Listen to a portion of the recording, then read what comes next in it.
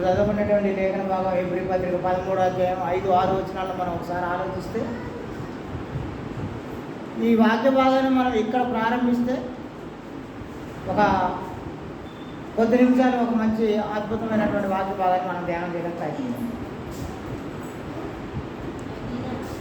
ధనాపేక్ష లేని వారై మీకు కలిగిన దానిలో నుండి మీరు తృప్తిగా ఉండండి అనే వాక్య భాగం. ఇది వినడానికి చాలా వందనాలు. ఇది వినడానికి చాలా సులువుగా ఉన్న ఎంతో కఠినమైనటువంటి సంఘటన ఇది. ధనాపేక్ష లేని వారై మీకు కలిగిన దానిలో తృప్తి పొందండి అంటే ఏంటి అసలు? ఇప్పుడు నేను మా సాత్విక్ సార్ దగ్గరికి వెళ్తాను ఒకసారి. సాత్విక్ సార్కి ఇప్పుడు అర్జెంటుగా 100 రూపాయలు అవసరం ఉంది అని కింద మీద అవుతున్నాను. ఆల్ ఆఫ్ సడన్ ఏంటంటే మా ప్రవచనం ఏం చేసిందంటే ఆ 100 రూపాయలు తీసుకెళ్ళి సాత్విక్ సార్కి ఇచ్చింది, సమస్య తీరిపోయింది. కానీ వెంటనే మళ్ళీ ఇంకొక సమస్య వచ్చి ఆయన ఎత్తిమీద పడింది. ఈసారి 500 రూపాయలు అవసరం వచ్చేసి ఇప్పుడు ఈ 500 రూపాయల సమస్య కోసం సతమతం అయిపోతూ ఉంటే మా చిన్నయ్య గారు వచ్చి ఏం చేసిందంటే 500 తీసుకెళ్ళి సాత్విక్ సార్కి ఇచ్చేసారు. మళ్ళీ సమస్య తీరిపోయింది. మళ్ళీ ఇంకొక సమస్య వచ్చింది. ఈసారి మా సురక్ష వెళ్ళి ఇచ్చేసింది, మళ్ళీ సమస్య తీరిపోయింది. ఈసారి మళ్ళీ సమస్య వచ్చింది. ఈసారి ఆయన కష్టపడి సంపాదించాలని అనుకున్నారు. చాలా వరకు ప్రయత్నం చేసినా 70 రూపాయలు కూడా తయారు చేసుకోలేకపోయారు. మిగతా దాన్ని మా యోనా సార్ తీసుకుపోయి ఇచ్చారు.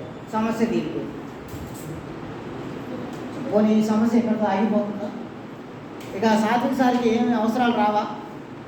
ఈ 4-5 అవసరాలు వచ్చినాయి కనుక వీళ్ళందరూ తీసుకెళ్ళి ఇవ్వటం వల్ల ఆ అవసరం తీరిపోయింది కనుక ఇంకే అవసరం ఆయనకు రాదా?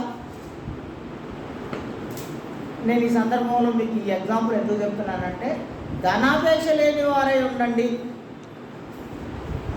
దాంతో ఏమన్నారట? తృప్తిగా ఉండండి అన్నారు. నీకు కలిగిన దానిలో నువ్వు తృప్తిగా ఉండాలి అన్నారు. మనం ఎన్ని ఆలోచిస్తుంటాం? కలిగిన దాంట్లో తృప్తిగా ఉండడం అనే మాటని అసలు మనం తీసుకోము. ఇప్పుడు సపోజ్ నాకు ఒక సైకిల్ లేదని బాధపడుతున్నాను అనుకోండి, ఆల్ ఆఫ్ సడన్ నాకు దేవుడు సైకిల్ ఇచ్చాడు. నేను ఆగను అక్కడితో, అబ్బా బండి ఉంటే బాగు బండి ఉంటే బాగు అని అనుకుంటుంటే మళ్ళీ దేవుడు నన్ను ప్రేమించి నాకు ఒక బండి ఇవ్వగానే నేను మళ్ళీ అక్కడ ఆగనే. కారు ఉంటే బాగు అంటే నాకెక్కడా కూడా నా జీవితంలో అనేది తృప్తి అనేది ఉండట్లేదు. నాకు అసలు ఇజ్రాయల్ సార్, నా జీవితంలో తృప్తి అనేదే ఉండట్లేదు అసలు. మరి ఇప్పుడు మీకు కలిగిన దాంట్లో తృప్తి కలిగి ఉండండి, మీరు చాలా ఒబిడియంట్గా ఉండండి, మీరు చాలా హంబుల్గా ఉండండి, మీరు చాలా సంతోషంగా ఉండండి, ఆనందంగా ఉండండి అని చెప్పారు కదా. మరి కలిగిన దాంతోనే ఇది ఎలా సాధ్యం? మళ్ళీ నాలంటూ ఒకడు ఏం చేస్తామంటే ఇక్కడికి వచ్చేసి మైక్ పట్టుకొని యేసుప్రభు ఏం చెప్పారో తెలుసా నీకు అంట. ఏం చెప్పారంటే యేసుప్రభు, ఆకాశ పక్షుల్ని చూడండి, వాటికి నాట్లేసే పని లేదు, దానికి ఎరువేసే పని లేదు, కోతలు కోసే పని లేదు, తెచ్చి ఇంట్లో దాచుకునే పని లేదు, అయినను సరే వాటిని పోషించే దేవుడు. అలా అనలేదు మిమ్మల్ని. వాటికంటే నువ్వు మరి శ్రేష్ఠుడు కాదా అన్నారు. ఈ చెప్తా నేను వచ్చి మైక్ పెట్టుకొని నేను ఇంటికి పోయి మాత్రం ఈ లైఫ్ ఏంట్రా బాబు, దీనికంటే ఇంకా వేరే లైఫ్ ఉంటే బాబు, దేవుడు ఇట్లా పచ్చడి కారం వెతుకులు ఇచ్చారు నాకు ఇంకెక్కువ మాంసం పెడితే బాబు, ఇంకెక్కడ నేనేమో ఆకాశ పక్షుల్ని చూడండి, వాటిని పోషించే దేవుడు, నేను తన స్వరూపంలో తన పోలికలో మనని తయారు చేసుకున్నటువంటి ఆ దేవుడు నిన్ను పోషించడా అంట. ఇంటికి పోయి మాత్రం నేను నా పనులు నేనే చేసుకోవాలి, నా సంపాదన నేనే చేసుకోవాలి, నా తిండి నేనే సంపాదించుకోవాలి, నాకు కావాల్సినవి. నేను ఇలా అనగానే మా జిమ్మని అంటాడు, మా కోపం వచ్చి ఏమంటాడు తెలుసా, అయితే నువ్వు బండి నడిపేటప్పుడు చేతులను పెట్టి గాల్లో పెట్టి దేవుడా అని నడుపు చూద్దాం అంటే, లేదా గాల్లో దీపం పెట్టి దేవుడా అను చూద్దాం అవుతుందేమో అంటే. అంటే మనం చెప్తున్నటువంటి వాక్య భాగాన్ని దానిని ఆచరించలేని వాళ్ళందరికీ సూటిగా పోయి పుచ్చుకోగానే ఏమంటారంటే వాళ్ళు దాన్ని నెగిటివ్గా తీసేస్తుంటారు. ఇప్పుడు ఇలాంటి మాటలతో నేను ఎవరిని తప్పుపడను, మనం అలా జీవించడానికి ప్రయత్నం చేస్తూ ఉండాలి. ఎందుకంటే నిన్ను విడువను ఎడబాయని అన్నాడు కదా ఆయన, అన్నాడా లేదా? నువ్వు ఆకలితో అలవాటిస్తుంటే దీన్ని దేవుడు చూస్తూ ఉంటారు. నేను అదే చెప్పాను. అందుకే ఇప్పుడు సాత్విక్ సార్ని ఎగ్జాంపుల్ తీసుకొని ఆయనకు 100 రూపాయలు అవసరం రాగానే వెళ్ళి ఈ చిన్నయ్య గారు తీసిపోయి ఇచ్చాడని చెప్పాను. 500 అవసరం రాగానే ప్రవచనం పోయి ఇచ్చింది అని చెప్పాను.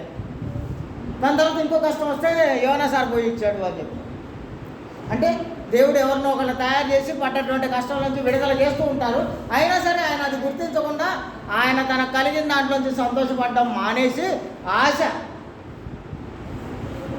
నువ్వు ఉన్న దాంట్లో తృప్తిగా జీవించు అని దేవుడు చెప్తే దాన్ని మానేసి లేని దానికోసం ఆరాటపడి లేని దానికోసం పోరాటం చేసి దానికోసం ఉన్నటువంటి సమయాన్ని ఉన్నటువంటి ఆ శక్తిని బలాన్ని అంతటిని కోల్పోయి ఇప్పుడు అది సాధించలేక ఇప్పుడు మనం ఏంటంటే అనవసరంగా లేనిపోని టెన్షన్. ఒక చిన్న కథ చెప్తాను సుధాకర్ సార్, మీకు ఒక చిన్న అర్థం కావడానికి ఒక చిన్న కథ చెప్తాను. చిన్న మునిగాల్లో ఒక ద్రాక్ష తోట ఉందని, ఆ కాయలు చాలా తీయగా ఉంటాయని అందరూ దాన్ని ఫ్రీగా కోసుకొని తింటున్నారని ఈ ఊర్లో ఆ నోట ఈ నోట విని మా సాత్విక్ సార్ ఏం చేశాడు, మళ్ళీ సాత్విక్ సార్ అయితే వేరే వాళ్ళు కాదు, మళ్ళీ సాత్విక్ సార్ విని ఏంటంటే ఆ తోటగాడికి వెళ్ళేసరికి అది అందట్లేదు. ఇప్పుడు అది సాత్విక్ సార్కి అందట్లే. పొద్దున పోయి సాయంత్రం దాకా ఎగిరి ఎంత ఎగిరినా కూడా ద్రాక్షలు అందట్లేదు. అది సాయంత్రం అయింది, ఉన్న శక్తి అంతా పోయింది. ఇప్పుడు సాత్విక్ సార్ బయటకు వచ్చి ఏమంటుండో తెలుసా? సాత్విక్ సార్ బయటకు వచ్చి ఏమంటుండో తెలుసా? ఇప్పుడు ఇవన్నీ పుల్లటి ద్రాక్షలు అంట, మనకెందుకు లే అన్నదా సాత్విక్ సార్. సాయంత్రం దాకా ఎగిరి ట్రై చేసిన తర్వాత దొరకకపోతే ఇప్పుడు ఏమంటుండంటే అబ్బే అవి చాలా పుల్లయ్యట, మనకెందుకులే అవి వద్దు, మనకొద్దు నో అని ఇంటికి పోతాడు.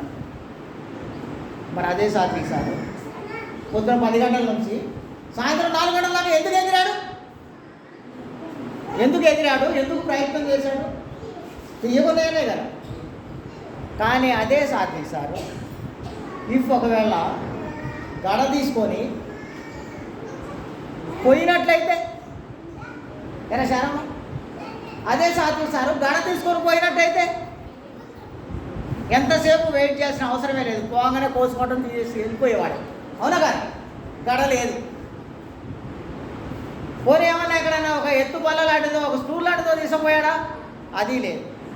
కానీ ఎగురుతా ఉన్నాడు. నేను మీ అందరికీ ఇదే విషయం, కలిగిన దాంట్లో తృప్తిగా ఉండడం మానేసి దేనికోసమైనా ఎదురు చూడాల్సి వస్తే, దేనికోసమైనా పోరాడపడాల్సి వస్తే ఆకాశ పక్షులను చూడండి అని యేసుప్రభు చెప్పిన మాట గుర్తు రావాలి. నేను అది విత్తవు, కోయవు, కొట్లలో కూర్చుకొనవు. అసలు అద్భుతమైనటువంటి స్టెప్స్ చెప్పారు. అసలు మొత్తం టోటల్ వ్యవసాయం అంతా చెప్పాడు ఆయన. ఆ వ్యవసాయం చెయ్యవట. వాటిని పోషిస్తున్నటువంటి దేవుడు నువ్వు మరీ శ్రేష్టమైనటువంటి వాడివి కదా అన్నారు. ఏంటో తెలుసా ఆ శ్రేష్టత్వం? తన పోలికలో తన స్వరూపంలో నిన్ను చేసుకోవడమే, నన్ను చేసుకోవడమే, మనందరినీ చేసుకోవడమే దేవుడు మనకిచ్చినటువంటి శ్రేష్టత్వము, ధన్యత, ఆధిక్యత. ఇప్పుడు మనల్ని పోషించరా దేవుడు? పోషించరా కదా? పోషించరా? కానీ ఇప్పుడు నేను ఇలా అంటే మీరు బాధపడతారు, ఆనందపడ. దయచేసి బాధపడొద్దని కోరుకుంటున్నాను నేను. మీకు ఖచ్చితంగానే గుర్తుకుంటుంది అది. ఎలాగో అంటే నువ్వు నీ దేవుడిని నమ్మట్లేదని అర్థం. నీ దేవుడు చెప్పిన మాటల మీద నీకు గురి లేదు అని అర్థం. నీ దేవుడి మీద నీకు విశ్వాసం లేదు అని అర్థం.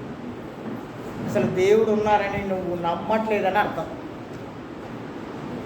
నీ సొంత శక్తి మీద, నీ బలము చేత, నీ యుక్తి చేత నువ్వు ఏదైనా సంపాదించుకోవాలా, చేసుకోవాలని నువ్వు అనుకుంటున్నావంటే అర్థం ఏంటంటే నీ వెనుకున్నటువంటి ఆయన ఎందుకు కొరగాని వాడని, ఎందుకు పనికిరాని వాడని, ఎందుకు జాతగాని వాడని నువ్వు తలంచుతున్నావని, నీ శక్తి మీదనే, నీ బలం మీదనే నువ్వు ఆధారపడాలని కోరుకుంటున్నావని అర్థం. ఇప్పుడు నువ్వు నీ దేవుణ్ణి ప్రేమించినట్ల, ద్వేషించినట్ల, దూషించినట్ల ఆలోచించాలి.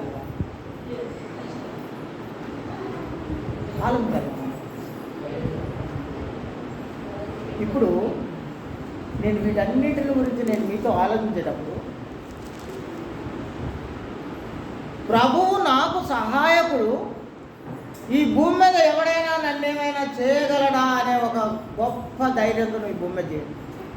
ఒకసారి గుండెలు మీద చేసుకుని ఆలోచించాలి. నా దేవుడు నాకు సహాయం చేస్తాడు, నాకేం కాదు అని అనుకొని భూమి మీద బ్రతుకుతున్న వాళ్ళు ఎవరైనా ఉన్నారేమని మనని మనం చెక్ చేయండి ఒకసారి. సత్యనారాయణ గారు చెక్ చేయండి ఒకసారి. ఎవరికి వాళ్ళే సొంతంగా చెక్ చేయండి, చూద్దాం. ఆనందించుకోండి ఎవరికి వాళ్ళే. నా దేవుడు నన్ను కాచి కాపాడి సంరక్షిస్తాడు, నేను ఏమీ అవసరం లేదు, నాకు నన్ను ఎవడు ఏమీ చేయలేడు అనే ఒక గొప్ప ధైర్యం. నేను ఎప్పుడు మీకు నా దగ్గర ఒక అద్భుతమైన స్టేట్మెంట్ ఉంటుంది. ఏంటంటే అపోజిట్ దావీదు గారు చెప్పినటువంటి ఒక స్టేట్మెంట్ ఉంటుంది నా దగ్గర ఎప్పుడు. దేవుని గురించి ఆయన ఏం చెప్తాడో తెలుసు అసలు. ఆయన నా కోట అని. ఆయన కోట అంటే ఆ కోట దాటి లోపల ఉన్నటువంటి దావీదుకి అసలు ఏ మాత్రం హాని కలగదు. అసలు ఆయనకు హాని కలగకుండా చుట్టూ కోట ఉంటుంది. ఆ కోట ఎవరట? దేవుడే. నా కొండ అంటాడు, నా ఆశ్రయదుర్గము ఆయనే. ఇప్పుడు ఏమైనా అయితే దావీదు అంటే ఎంత దేవుణ్ణి తన సొంతం చేసుకోవడం, దేవుణ్ణి సొంతం చేసుకోవడం. మరి మనం దేవుని గురించి కానీ, ఆయన పంపించినటువంటి క్రీస్తు యేసుని బట్టి కానీ, ఎవడైనా లోకంలో ఏదైనా మనం అది ఖండితంగా చేయాల్సి వస్తే అయ్యగారు వద్దులేండి, అయ్యగారు వాళ్ళతో మనకెందుకు, వాళ్ళ గురించి మనకెందుకు అయ్యా. మరి ఇప్పుడు నీ దేవుడు, నీ సొంతమైనటువంటి దేవుడు నిన్ను ఏమాత్రము విడువను, ఎడబాయను, నిన్ను ఖచ్చితంగా అలాగే పట్టుకొని ఉంటానని నీకు వాగ్దానం చేసినటువంటి నీ దేవుడు, నీ తండ్రి, పరలోకంలో ఉన్నటువంటి నీ పరలోకపు తండ్రి నీకు తోడుగా ఉంటానంటే ఆయన కోసం భూమి మీద నువ్వు జీవించాల్సిన అవసరం ఉందా లేదా? ఉందా లేదా? మన జీవితాలకు మనం మన తండ్రి అయినటువంటి దేవుని ఎడల, ఆయన ఎడల విశ్వాసముతోనూ, ఆయన ఎడల అపారమైనటువంటి ప్రేమతోనూ, ఆయనను ఆత్మతో సత్యంతో ఆరాధించే విషయంలో కానీ, ఆయనను ఓన్ చేసుకునే విషయంలో కానీ, ఆయనను తన సొంతం చేసుకునే విషయంలో కానీ మనం ఎలా ఉండాలనేది మాత్రమే ఈ ఆదివారం దినాన మనం ఆలోచించబద్రమైన. ఇప్పుడు దావీదు ఏం చేశారంటే, అసలే ఆయన గొర్రెల కాపరి కనుక ఆయన చేసినటువంటి వృత్తి ఏదైతే ఉందో ఆ గొర్రెలు కాపాడేటప్పుడు ఆయన ఒకసారి సింహపు బలము నుండి, ఎలుగుబంటి నోటి నుండి ఆయన తప్పించబడినటువంటి ఆయన గొలియాతుని ఆయన కత్తి తీసుకొని ఆయన తలే నరికినటువంటి దావీదు ఆయన ఏం చెప్పారో తెలుసా? నేను పిల్లవాని వలే నేను మళ్ళీ ఒకసారి దాన్ని రికవర్ చేస్తాను. ఆయన బాల్యం నుండి ఇప్పుడు ఆయన ముసలివాడు అయిపోయాడట. ఇంత ఏజ్లో ఆయన దేవుని నమ్మిన పిల్లలు విడువబడుట కానీ, భిక్షమెత్తుట కానీ ఆయన చూడలేదు. దేవుని నమ్మిన పిల్లలు వాళ్ళు ఆకలితో అలమటించడం కానీ, వాళ్ళు భిక్షమెత్తుకోవడం కానీ, దరిద్రులుగా భూమి మీద జీవించడం కానీ ఆయన చూడలేదండి.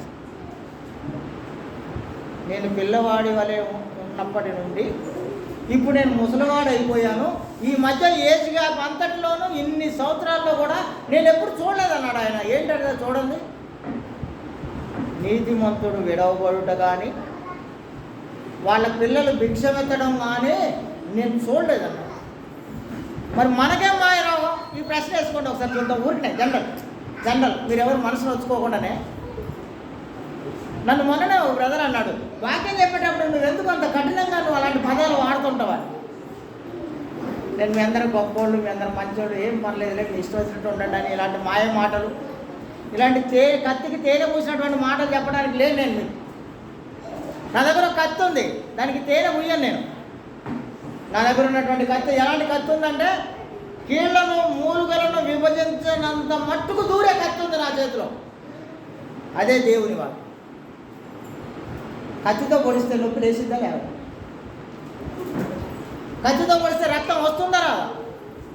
మరి కత్తి నా చేతిలో పెట్టుకొని మీకు రక్తం రాకుండానే మీ అందరికీ సమ్మగా ఇట్లా ఏదో ఆ బ్రెడ్ మీద జామ్ రాసినట్టుగా రాయడానికి కాదు కదా నా చేతిలో ఉన్న కత్తి. నా చేతిలో ఉన్న కత్తి నిన్ను పరలోకం తీసుకెళ్ళడానికి వాడుకోవాలి నేను.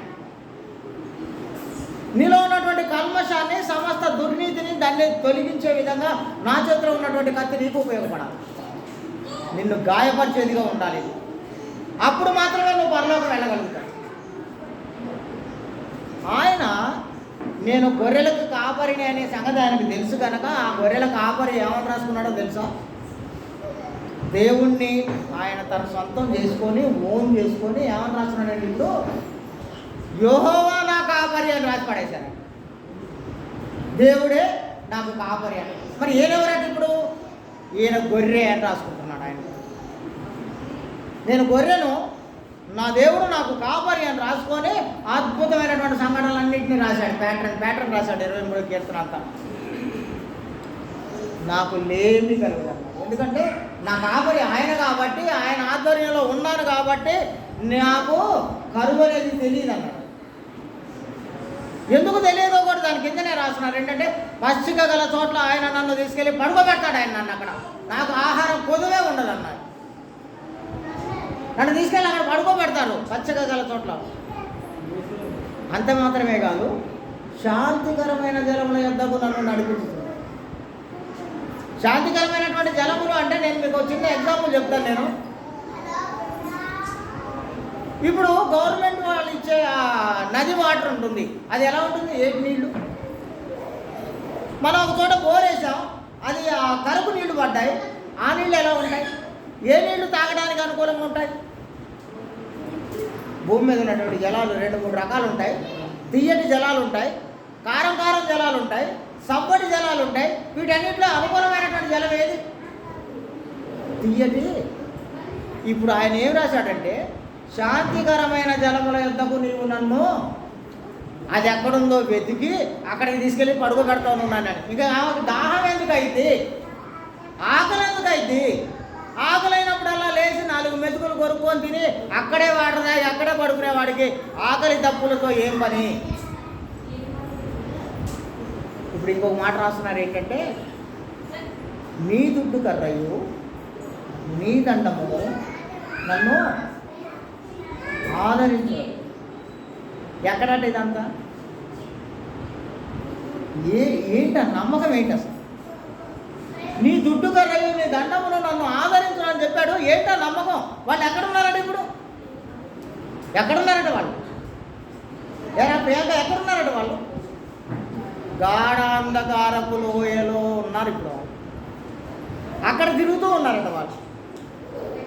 ఇలా గాఢాంధకారపు లోయలో సంచరిస్తున్నా కూడా ఏ అపాయానికి కూడా నేను ఏమాత్రం భయపడను. నేను ఎంతమంది నాకు అసలు భయమే లేదంట. ఉన్న పరిస్థితులు ఏంటో తెలుసా? చుట్టూ ఉన్నటువంటి పరిస్థితులు ఏంటో తెలుసా? చిక్కటి చీకటి. గాఢాంధకారం అంటే మామూలు అంధకారం కాదట, మామూలు చీకటి కాదట. లోయల్లో సంచరిస్తున్నారట. అనగా అడవుల్లో ఉండి పెద్ద పెద్ద పర్వతాల మీద లోయలలో సంచరిస్తున్నారు వాళ్ళు గాఢాంధకారంలో. అయినా సరే ఏ అపాయంకు నాకేం భయం లేదా? ఎందుకు భయం లేదన్నాడు? నీ దుడ్డు కర్రయ్యో, అనగా నీ చేతిలో ఉన్నటువంటి దుడ్డు కర్రయ్యో నీ దండమును నన్ను కాపాడుతుంది, సంరక్షిస్తుంది, నన్ను ఆదరిస్తుంది కనుక నాకు ఇంకేం భయం అన్నాడు ఆయన. మనం ఏం చేస్తాం? దేవుడు అంటే నిజంగా ప్రేమ ఉన్నట్టు అందరి మధ్యలో అంటాం, కానీ నిజంగా ప్రేమ ఉండదు మనం. నేను ఇలా అంటే నన్ను ఏం తప్పు పట్టద్దు, నన్ను క్షమించండి. మీరు నేను ఇలా అంటున్నందుకు మీరు నన్ను క్షమించండి.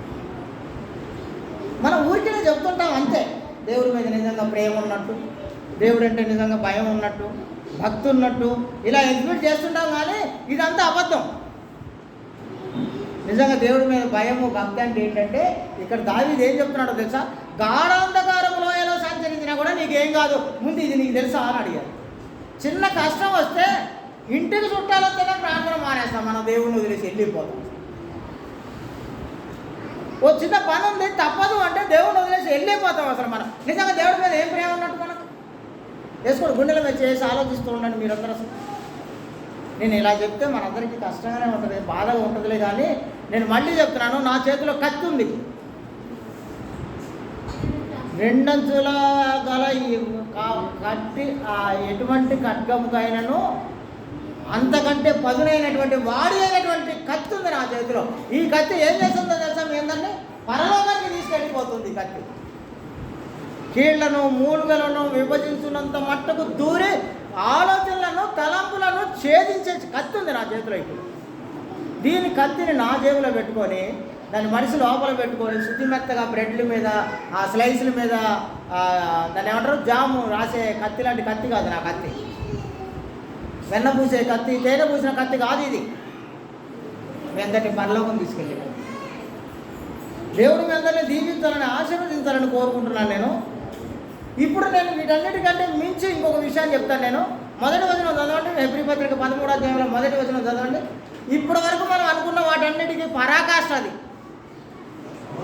హై లెవెల్ అనమాట. అది అన్నిటికంటే సహోదర ప్రేమ నిలువరముగా ఉండనీయండి, ఆతిథ్యము చేయ మరవకండి, దానివల్ల కొందరు ఎరుగకయే. ఒక అద్భుతమైనటువంటి సంఘటన. చాలామంది ఏమనుకుంటారో తెలుసా?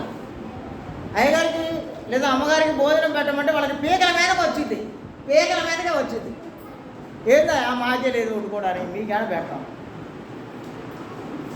ఒకవేళ దైవ సేవకు పెట్టాల్సి వస్తే శ్రేష్టమైనటువంటి భోజనం పెడదాం, మన ఇంట్లో మన దేవుడు తింటున్నాడని ఈ ఆలోచనతో ఉండరు. ఎందుకంటే నోవయ్య గారు అలా చెప్పడం. మీకు ఏం చెప్తాడో తెలుసా నోవయ్య గారు? అమ్మ నువ్వు తినే దాంట్లో ఒక గుప్పెడు బియ్యం వేయి, నాకు సరిపోయింది. నువ్వు వండుకుంటున్నటువంటి పప్పులో ఇంకొక గ్లాసు నీళ్లు పోయి సరిపోయింది, లేదంటే ఒక చిన్న పచ్చడి పెట్టు సరిపోయింది. ఇలాంటివే చెప్తాడు. కాబట్టి నోవయ్య గారు మీరు ఇవన్నీ మర్చిపోతున్నారు. కానీ ఇక్కడ ఏం చెప్తున్నాను తెలుసా? ఆతిథ్యము చేయ మరవకండి. మీరు తెలియని దేవదూతలకు ఆహారం పెట్టారట చాలామంది. ఇలా నేను అదే చెప్తున్నాను. నేను ఎప్పుడు ప్రతిసారి శారమ్మ విషయంలో నేను అద్భుతమైనటువంటి సంతోషం, ఆనందం నాకు. ఆమె 1 సంవత్సరం అంతా చర్చి కడిగి మాకు భోజనాలు పెట్టాల్సి వస్తే మొదటి నెల, 2వ నెల, 3వ నెల ఇలా నేను అబ్జర్వ్ చేస్తూ ఉండేవాడిని ఆ ఫ్యామిలీని అంతటిని. ఆ అమ్మాయి ఆతిథ్యం చేయాల్సి వచ్చేసరికల్లా ఆమె ఒకటి పెట్టాలనుకుంటుంది, నేను ఇంకోటి తినాలనుకుంటున్నా. నేను ఆమెతో చెప్పేవాడిని, ఏంట్రా ఊరికే ఇదేనా, మాకు అది లేదా అని అడుగుతుండేవాడిని. అప్పుడు ఆ అమ్మాయి ఏం చేసిందంటే, ఓహో అయ్యగారికి ఇది అవసరం, ఇది ఇష్టం అని నా ఇష్టం వచ్చింది పెట్టడం మొదలుపెట్టింది. ఆమె ఏమి ఇష్టమో, ఆమె ఏం పెట్టాలనుకుంటుందో అది పెట్టడం మొదలుపెట్టింది. 2 రకాలు 3 రకాల కర్రీలతో మాకు భోజనం పెట్టడం మొదలుపెట్టింది. నాకు ఎంత సంతోషం, ఆనందం. ఏంటి నాకు తిండి లేదా ఇంట్లో? నాకు తిండికి లేదా ఇంట్లో? వాళ్ళు పెట్టే అన్నం మీద ఆధారపడి వాళ్ళ మీద పడి బతకడానికి వచ్చానా ఏమన్నా? కానీ అది కాదు, అది కాదు. మీరు ఏదైతే సేవకుడిని చేర్చుకొని సేవకుడికి మీరు ఏదైతే అందిస్తారో అది 100 రెట్లు సేవకుడి ఫలితం వచ్చేస్తుంది. దేవుని బిడ్డలు చేర్చుకుంటే ఆ ఫలం వస్తుంది, ప్రవక్తను చేర్చుకుంటే ఆ ఫలం వస్తుంది. ఈ సంగతులను మీకు అర్థమయ్యేలాగా చెప్పగలిగితే నేను మీ కుటుంబాలన్నీ అద్భుతంగా, మీ కుటుంబాలన్నీ దేవుని చేత దీవించబడి ఆశీర్వదింపబడి అద్భుతమైనటువంటి రీతిలో. నేను మీ అందరికీ ఒక చిన్న విషయం, జిమ్ అని ఒకసారి రావా, దీన్ని కూడా ఇక్కడ మనం బ్లాక్ చేసి పడేద్దాం, ఆన్లైన్లో ఓడిపోకుండా. ఒకసారి మీకు ఒక చిన్న విషయం చెప్తాను. మీకు నిన్న జరిగినటువంటి ఒక సంఘటన చెప్తాను నేను మీకు. ఆతిథ్యం చేయడం మర్చిపోవద్దు సుమి. ఏదో వచ్చిందిలే, ఏదో పెట్టేసిందిలే, ఏదో వేసేసిందిలే, ఏదో ఇచ్చేసిందిలే అని ఇలాంటి ఆతిథ్యాలు చేయకండి. మీరు చేయకండి. నాకేదో తక్కువ మీకు చెప్పట్లేదు, నా గురించే చెప్తున్నానని అనుకోకండి. ఏ దైవ సేవకుడైనా, ఏ దైవజనుడైనా, ఏ దేవుని బిడ్డైనా మీ ఇంటికి వచ్చినప్పుడు అద్భుతమైనటువంటి రీతిలో ఆతిథ్యం చేయండి. మీకు రావాల్సిన ఫలం దేవుడు ఇస్తారు. దేవుడు ఇస్తారు. అంటే పని ఉంది గారు, పోవాల్సి వచ్చి నీకోసం ఏం చేయలేకపోయి నీకు ఇది ఉంది తిను ఇట్లా అనకూడదు. మీరంతా అనకూడదు అసలు. ఎందుకంటే మీకు రావాల్సినటువంటి దీవెనలను మీరే కోల్పోతున్నట్టు లెక్కాలి. మీకు రావాల్సినటువంటి దీవెనలను మీరే కోల్పోతున్నట్టు. అందుకే ఆతిథ్యం చేయడం మరవద్దండి. ఈ సంగతి ముందు ఎందుకు చెప్పారంటే దాని కింద చెప్పినటువంటి సంగతిలో నిన్ను విడువను ఎడబాయనని చెప్పింది ఆయనే. నిన్ను విడువను ఎడబాయను, నీకు కావాల్సిన సమస్తాన్ని ఇచ్చేవాడిని నేనే అని చెప్పాడు. ఒకసారి జిమ్మన్న ఇక్కడ ఒక్కడే ఉన్నాడు. మేము పేటర్ సల్మాన్ గారిని మా ఇంట్లో భోజనం పెట్టినప్పుడు అద్భుతమైన భోజనం పెడితే ఆయన ఏమన్నాడంటే అది చూసి పక్కన ఉన్నటువంటి వాళ్ళందరి టీములతో ఏం చెప్తున్నాడో తెలుసా? ఇప్పుడు ఈ భోజనాన్ని నోవా మనల్ని ఇంప్రెస్ చేయాలని పెట్టిండని మీరు అనుకుంటున్నారు కదా అని అడిగింది. వాళ్ళు చాలా శ్రేష్టమైన భోజనం పెట్టినాం, రకరకాలైనటువంటి మాంసాహారం పెట్టినాం. అది టేబుల్ ముందు కూర్చొని అంత పెద్ద అయినా అంత ముసలైన ఏమంటున్నాడంటే ఇది నోవా మనని ఇంప్రెస్ చేసి మన దగ్గర మార్కులు కొట్టేయాలని ఇలాంటి భోజనం పెట్టిండని మీరు అనుకుంటున్నారు కదా అని అడిగిండు పక్కన వచ్చిన వాళ్ళు. కానీ ఆయన ఏమన్నారంటే తర్వాత ఇది నోవా పెట్టలేదు, మనకు దేవుడు నోవాకి ఇవ్వడం వల్ల నోవా పెట్టాడు. అదే దేవుడు నోవాకి ఇవ్వకపోతే ఆయన ఎట్లా పెడతాడు మనకు అన్నాడు. ఇది నిజమాబద్ధం.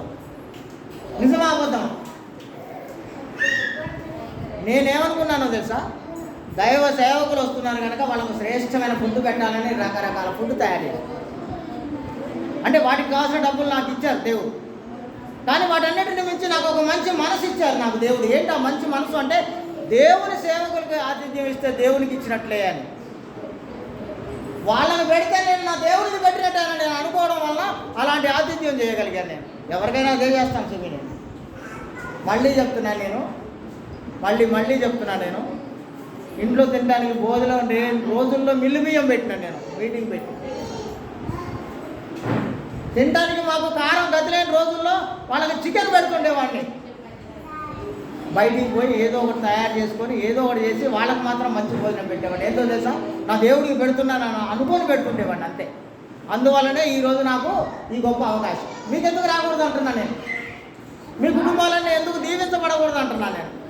మీ కుటుంబాలన్నీ ఎందుకు ఆశీర్వాదానికి లోను కాకూడదని కోరుకుంటున్నాను నేను. రండి, ఆలోచిస్తూ ఉండండి మీరంతా. ఆతిథ్యం చేసే విషయంలోనే కాదు, అంత మాత్రమే కాదు, నీ దేవుడు నీకు తోడై ఉన్నారు కనుక నువ్వు ధనాపేక్ష లేనివాడువై నీకు కలిగిన దాంతో నువ్వు తృప్తిగా ఉండాలని చెప్తున్నాను.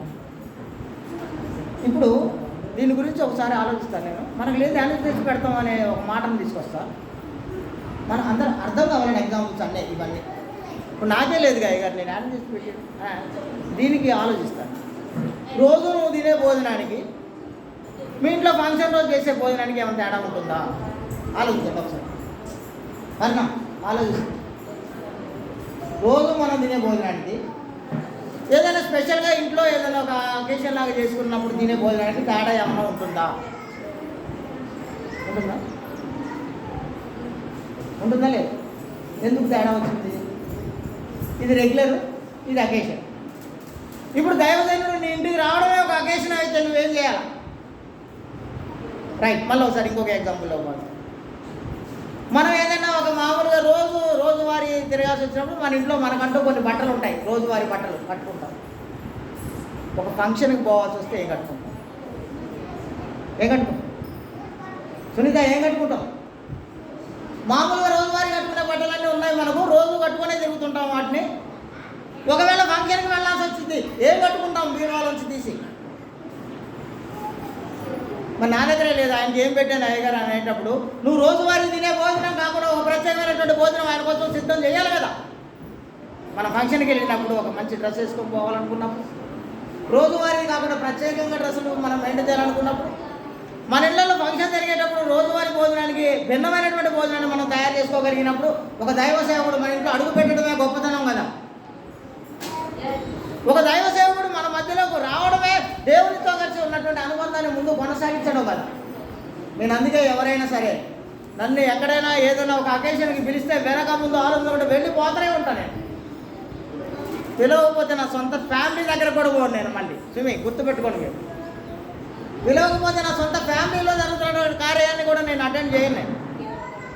కానీ ఎవరైనా పిలిస్తే అది ఎవరైనా సరే నా ప్రజెన్స్ అక్కడ ఉండాలని నేను కోరుకుంటాను. ఎందుకో తెలుసా? దేవుని దీవెనల ఆశీర్వాదాలు వాళ్ళకు సమృద్ధిగా రావాలంటే నేను అక్కడ ఉండాల్సిన అవసరం ఉంటుందని నేను నమ్మాను కనుక. ట్రైనింగ్ చేసినప్పుడు బైబిల్లో ఉన్నటువంటి సారాంశం ఇదే కనుక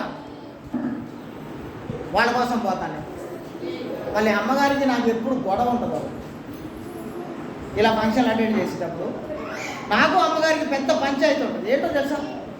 ఆమెమో అక్కడ చదివింపులు రాయాలంటది. మనం పోతున్నాం కాబట్టి అక్కడ మన పేరుతో చదివింపు రాయాలనేది అమ్మగారు. నేనంటాను అసలు మనం పోవడమే గొప్ప ఆధిక్యత వాళ్ళకి, గొప్ప గిఫ్ట్ వాళ్ళకి. మనం పోయి అక్కడ అడుగు పెడితే చాలు వాళ్ళ ఇంట్లో వాళ్ళకి రావాల్సిన దీవెనల ఆశీర్వాదాలు సమృద్ధిగా వస్తాయి. ఇంకా డబ్బులు ఇవ్వడం ఏంటి ఇక్కడ? నేను పోవడమే వాళ్ళకి అది ఒక పెద్ద గిఫ్ట్ అంటాను నేను. మా ఇద్దరి మధ్యలో ఎప్పుడు గొడవ అట్టయితే నేను రానంటదా. నువ్వు రాకపోయినా నేనైతే పోతా అంటాను చచ్చినట్టు. మళ్ళీ నాతో కలిసి నాకు తెలియకుండా ఆమె ఎన్నోసార్లు ఎంతోమంది దగ్గర డబ్బులు రాయించిన సంఘటనలు నాకు తెలుసు. నాకు తెలియకుండా ఆమె కోసం ఆమె రాయించుకున్న డబ్బుల సంఘటన నాకు చాలా తెలుసు. నేనేం కోరుకుంటానో తెలుసా? వాళ్ళకి దీవెనలు రావాలి, ఆశీర్వాదాలు రావాలని కోరుకొని నేను అక్కడికి వెళ్ళి అటెండ్ చేస్తుంటాను. నేను కష్టం వచ్చినా, నిష్ఠూరం వచ్చినా, శ్రమ వచ్చినా, ఎండ వచ్చినా, వడగాలి వచ్చినా, వడదెబ్బ తగిలిన వర్షాల్లో తడుచుకుంటైనా సరే మేము వెళ్ళి అక్కడ అటెండ్ చేస్తాం. ఎందుకో తెలుసా? ఆ కుటుంబం దీవించబడాలి. ఆ కుటుంబం దగ్గర మేము వెళ్ళి ఒక ముద్ద భోజనం చేసినా ఆ ఫలము ఆ కుటుంబానికి అద్భుతంగా వస్తుందని ఇది నాకు తెలుసు కనుక నేను వెళ్ళి మీతో దేవుడి మిమ్మల్ని దీవించి ఆశీర్వదించున్నాను. నిన్ను విడువను, ఎడబాయను.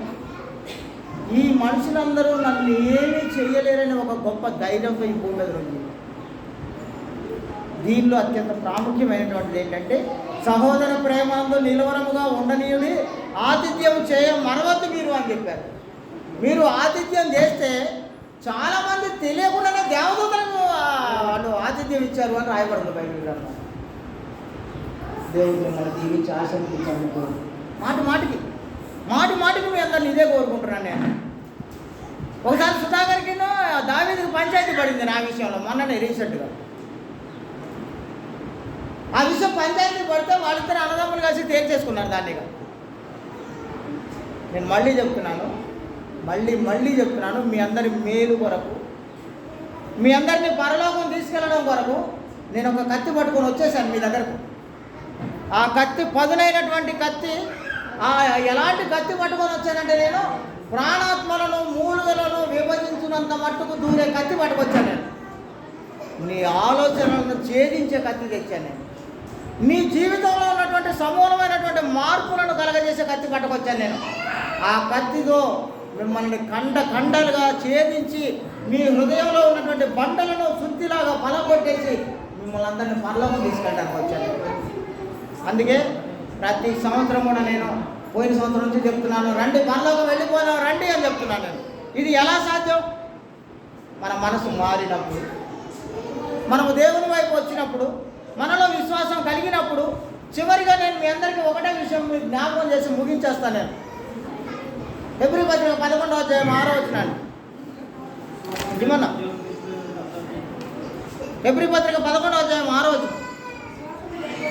విశ్వాసము లేకుండా దేవునికి ఇష్టడై ఉండుట అసాధ్యం. దేవుని యొద్దకు వచ్చేవాడు ఆయన ఉన్నాడనియు తన్ను వెదుకు వారికి ఫలము దయచేయవాడనియు ముందు నువ్వు నమ్మవలేను కదా. ముందు నువ్వు అది నమ్మాలి కదా. ఏమి నమ్మాలో తెలుసా? ముందు దేవుని యొద్దకు వచ్చేవాడు ఆయన ఉన్నాడని నమ్మాలి ముందు. అంత మాత్రమే కాదు, తనని ఎందరైతే వెతుకుతూ ఉంటారో, తన గురించి ఎందరైతే ఆలోచిస్తూ ఆశతో ఎదురు చూస్తుంటారో వాళ్ళందరికీ తగినటువంటి ఫలము దయచేసేవాడు నా దేవుడు అనే గొప్ప విషయం మీ అందరికీ తెలవాలి. అలాంటి ఆ దేవుడు నిన్ను విడువను, ఎడబాయను అని చెప్పారు. నిన్ను అసలు నేను విడిచిపెట్టను, నేను ఎప్పుడూ కూడా నిన్ను ఎడబాయను నేను అన్నాను. నిన్ను అలాగూ ఆయన కౌగిలించుకొని తన హస్తాలకు అమృతమైనటువంటి బలీయమైనటువంటి హస్తాలలో నిన్ను కౌగిలించుకొని నీకు రక్షణ కల్పిస్తుంటే నీకేం జరుగుతుంది? ఇంకా నీకేమైనా కష్టం వస్తుందా? ఇదే చెప్పాడు ఆయన, నా కోట, నా కొండ, నా ఆశ్రయ దుర్గము అని చెప్పి. సరే ఈ కుర్చీలో కూర్చోకూడదా? మీరు కూర్చోకూడదా? పని చేసి సరే. మీ అందరినీ నేను మళ్ళీ ప్రేమతో కోరుకుంటున్నాను, మళ్ళీ ప్రేమతో కోరుకుంటున్నాను. మీ అందరికీ, మనందరికీ తండ్రి అయినటువంటి దేవుడు ఉన్నారు. ఆయనకు నీ ప్రతి అవసరం తెలుసు. ఎంత తెలుసు అంటే సుమి, ఎలాంటివి తెలుసు అంటే ఆయనకు నువ్వు ప్రేయర్ చేయడానికి వచ్చే ముందే, నువ్వు మోకరించక మునిపే, నువ్వు అక్కడికి వెళ్ళి దేవుని అడగాలని నువ్వు అనుకున్న టైంలోనే నువ్వేమడుగుతావు కూడా ఆయనకు తెలుసు. సుధాకర్ సార్, నువ్వు అడగక మునిపే, నువ్వు అక్కడికి వెళ్ళి మోకరించక మునిపే, కళ్ళు మూసుకోక మునిపే నువ్వేమడుగుతావో కూడా ఆయనకు తెలుసు. ఆయన ఇక ఆయన దగ్గర దాపరికం ఏముంది? రహస్యమైనటువంటి మరుగైనది ఏముంది దేవుడి దగ్గర? నీకు మనం అనుకుంటాం ఇవాళ ఈ ఇంట్లో ఉన్నాం, ఎవరు చూడట్లేదు అని మనం ఏదో ఒకటి అనుకుంటాం. కానీ చూసేవాడు ఒక ఆయన ఉన్నారు, సీసీ కెమెరాలు పెట్టిన ఒక ఆయన ఉన్నారు. నీకు ప్రతి అడుగు తెలుసు ఆయనకు. నువ్వు అడుగు ఎత్తు కదిపేస్తున్నావో, ఎటు తీస్తున్నావో, ఏ యాంగిల్లో నడుస్తున్నావో, ఎన్ని డిగ్రీల్లో నువ్వు ఉన్నావో నీ కెమెరా పెట్టేశారు ఆయన. ఆయన దృష్టికి కనుమరుగైంది ఏం లేదు. మనం అంత ఆత్మవంచన చేసుకోవద్దు. దేవుని ఎదుట యథార్థవంతులుగా ఉండడానికి ప్రయత్నం చేద్దాం, ఆయనకి ఇష్టంగా ఉండడానికి ప్రయత్నం చేద్దాం. ఎందుకంటే ఆయన నిన్ను విడువని ఎడబాయనని చెప్పేశారు. Thank you. మీ అందరికీ ప్రత్యేక వందనాలు తెలియజేస్తున్నాను. Thank you.